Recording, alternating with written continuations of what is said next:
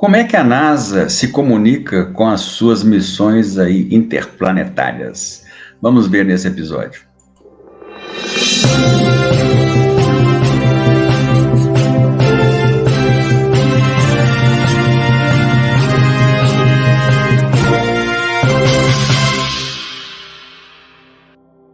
Olá a todos, sejam aí muito bem-vindos ao canal Astronews. Meu nome é Cristóvão Jacques e vamos começando aqui mais um vídeo do canal. E hoje nós vamos falar sobre como a NASA se comunica com as suas missões. A NASA criou uma rede chamada Deep Space Network, ou DSN, que é uma rede espalhada aí pelo mundo, em 3 locais principalmente, que faz a comunicação com as suas missões interplanetárias. Vamos ver como é que ela funciona aqui. Aqui então eu tenho um globo para mostrar para vocês aqui como é que essa rede funciona. Bem, então nós temos aqui na Austrália, em Canberra, uma das antenas da DSN. Então a antena fica aqui, ela fica apontada aí para o alvo, né? Mas a Terra vai girando e a antena aí tem que fazer a correção sempre apontada aí para o alvo. Vamos supor que o alvo sejam vocês aí que estejam aí do outro lado da tela. Então a antena vai estar sempre apontada para vocês, vai fazendo as correções aqui de azimuth e altura, mas a Terra está rodando, mas chega um momento que a antena ela não consegue mais ficar na direção onde vocês aí do outro lado da tela estão. Aí, então, o comando passa para outro lugar aqui na Terra, que é aqui em Madrid, na Espanha, que aí começa a fazer exatamente o rastreamento dessa missão espacial.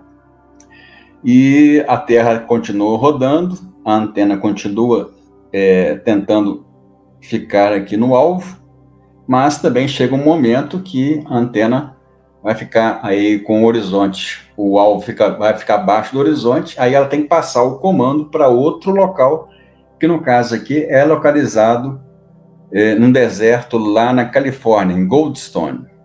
Então o comando passa para essa antena, que também permanece aí em contato com o alvo, mas também a Terra vai rodando, e então completa o ciclo, voltando aqui para a Austrália. Bem, então essa é a sistemática que foi criada aí, com localizações na Terra separadas por uma longitude de 120 graus, ou seja, você pegou o globo terrestre, que dá 360 graus, uma volta em torno dele, dividiu por 3 regiões e cada região, então, fica separada aproximadamente 120 graus em longitude uma das outras, para que um alvo localizado aí no céu sempre esteja acompanhado por um desses 3 locais onde tem várias antenas ali. Vamos entender um pouquinho mais agora da Deep Space Network. Essa aí é uma visão geral da Deep Space Network em Madrid, onde vocês podem ver várias antenas aí em uma grande área espalhadas. Aqui na entrada da Deep Space Network lá em Madrid, onde vocês podem ver a antena maior do complexo, que tem 70 metros. Geralmente, esses complexos da Deep Space Network têm antenas menores de 34 metros e pelo menos uma antena de 70 metros. Bem, aqui é um gráfico interessante que mostra aqui uma visão aqui da Terra a partir do Polo Norte, né, como se o Polo Norte estivesse apontado para o observador, né, a Terra está girando assim, nesse sentido. Então, aqui a gente tem exatamente a visão aqui da Austrália, a visão aqui da Califórnia e a visão aqui da Espanha. E uma completando a outra. Alguma parte aqui, quando regiões mais próximas da Terra, você pode ver que tem essa parte em preto aqui, que exatamente é a região que as antenas não conseguem, é como se fosse um ponto cego entre as antenas, elas não conseguem fazer a transmissão para essas regiões aqui próximas à Terra. Mas depois dos satélites geoestacionários, que estão depois aí de 36 mil quilômetros da Terra, existe até uma sobreposição aqui de algumas regiões que você consegue ter tanto a visão de uma quanto a visão da outra. Então aqui vocês podem ver que também tem uma separação de 120 graus de longitude, que é exatamente os pontos que estão localizados os três complexos, Califórnia, Austrália e Espanha. Aqui as principais funções dessa rede, né? Então, aqui, por exemplo, a recepção da telemetria. Telemetria são dados sobre os sensores que estão aí nos satélites e nas missões, né? Comandos para a espaçonave, né? Comandos que você envia para o satélite completar alguma tarefa ou completar algum cheque dentro do sistema. O tracking radiométrico, ou seja, você vai exatamente ter a direção, a posição e a distância que o satélite está em relação à Terra. Você também pode fazer a interferometria de base muito longa, ou seja, isso aqui é feito hoje através não só da Deep Space Network, mas aproveita-se também algum das suas antenas para fazer checagem, por exemplo, de posições de fontes de rádio muito distantes, que são usadas, inclusive, para aferir não só a rotação da Terra, mas também para aferir questões de posicionamento da Terra no espaço, de um sistema chamado ICRS, que você vai tendo esses posicionamentos muito mais precisos, justamente que você está observando alvos que estão a uma distância muito grande da Terra, bilhões de anos-luz de distância. Também é feito a ciência de rádio, né? Determinação de características entre a Terra e a espaçonave, monitoramento e controle de dados em tempo real, e também uma parte aí usada em radioastronomia, que é principalmente, por exemplo, usado hoje essas antenas, muitas dessas antenas, para você fazer imagens via radar de asteroides que passam próximos da Terra. Vamos ver aqui alguns casos. Bem, então aqui eu estou mostrando a agenda de observações de asteroides de Goldstone. O problema é que nesse início do ano, a antena principal de Goldstone, ela está em manutenção. Então, por exemplo, o asteroide que passou recentemente próximo da Terra, o 7482, que até a gente fez aqui uma live aqui no canal, ele foi agendado para as antenas lá da Austrália, porque a antena principal de Goldstone, ela estava em manutenção. Então, aqui tem todos os asteroides que vão ser observados, por exemplo, agora em 2022, usando Goldstone, esperando que essa antena volte a ativa rapidamente aqui, ó. Por exemplo, aqui, ó, o satélite, aliás, o asteroide Didymos, que vai ser aí o alvo aí da missão DART. Então, tem vários asteroides que vão ser observados este ano. Então, aqui, por exemplo, tem registros de alguns asteroides que foram captados aqui por Goldstone, como, por exemplo, esse asteroide aqui que foi captado em dezembro do ano passado, 2021. Se a gente clicar aqui, você vai ver todos os resultados dessas observações, inclusive imagens dele, capturadas aí por esse radar. Então, essas antenas, além de serem usadas normalmente para comunicação com as espaçonaves da NASA, elas também fazem ciência, como estamos demonstrando aqui nessa parte de asteroides. Bem, aí, então, essas antenas aí do DSN, gente, elas servem para a comunicação aí de, vamos dizer assim, missões da NASA que estejam aí pelo menos a uma distância maior do que a distância dos satélites geoestacionários, né, que são 36 mil quilômetros. Qualquer outra missão que estiver além dessa distância, é sempre a DSN que vai ser utilizada. Mas, por exemplo, o telescópio Hubble e a própria ISS, que estão muito próximas aí da Terra, né, em órbita muito baixa, ou seja, 400 ou 500 ou 600 quilômetros apenas da Terra. Como é que é feita a comunicação com esses satélites? Bem, com o Hubble e a ISS é feita da seguinte forma. Aqui nós temos, por exemplo, o telescópio Hubble. Ele recebe a luz aí das estrelas ou do objeto que ele está observando, é captado 2 aqui pelo telescópio Hubble. Os dados são enviados para uma rede de satélites geoestacionados chamado TDRS,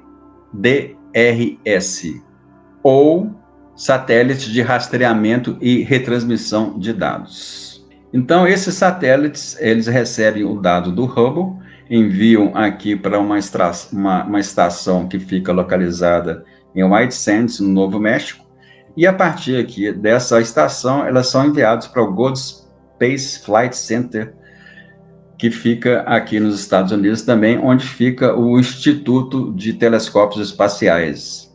E aí recebe essa imagem e converte ela em dados binários para, por exemplo, aqui uma imagem. E assim como o Hubble comunica com esse TDRS, também a ISS usa a mesma metodologia, comunicando com o satélite, e o satélite retransmite para White Sands, no Novo México.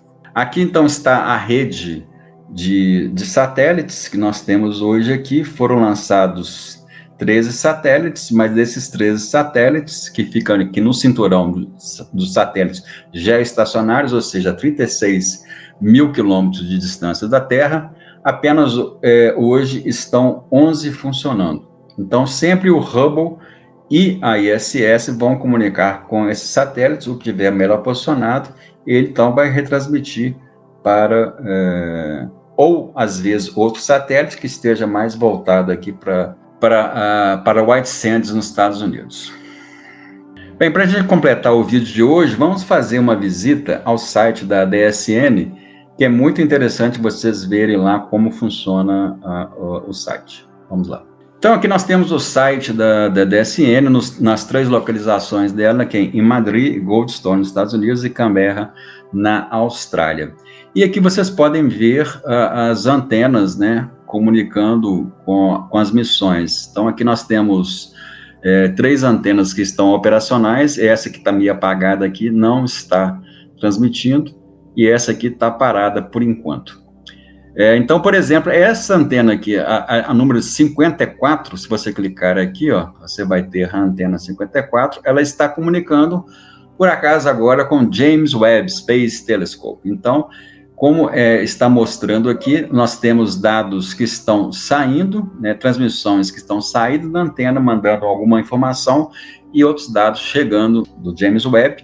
Possivelmente, esses aqui são dados que estão esses dados aqui estão sendo recebidos essa antena que está em Madrid, né, do James Webb.